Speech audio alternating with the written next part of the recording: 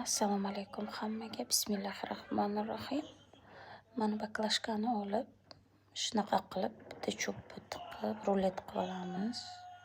Keyin tuz sepamiz, murch sepamiz, qizil qalampir, chesnok kukuni, yana murch shunaqa qilib pripravalarimizni solib olamiz. Ruletimizni aylantirib olamiz.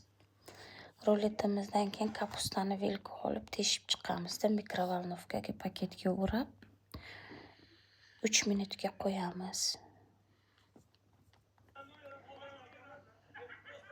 Uni olib kapustamizni paketidan yechib shunaqa qilib ko'rchkasini olib tashlaymiz.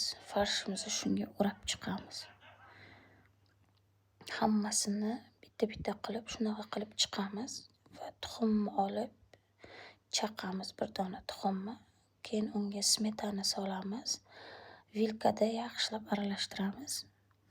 Aralashtirib bo'lganimizdan keyin kukuruzni kraxmal sepib, tuz, murch, qizil qalampir hammasini aralashtirib yaxshilab ozgina xohishga qarab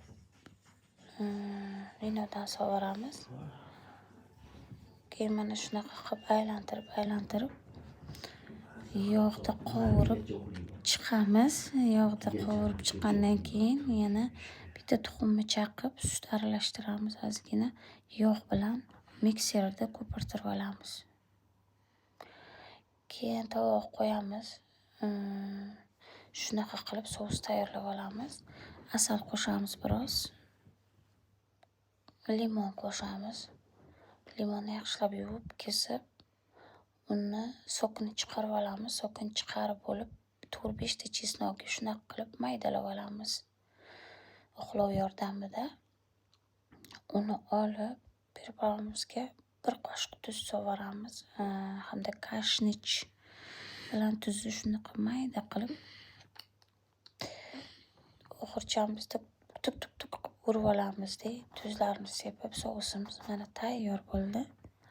Undan keyin buni yaxshilab yog'da qovurib olamiz. 4 minut davomida ana xrustyashi, qarsildoq, ichi sochniy bo'lib chiqadi. Yoqimli ishtaha.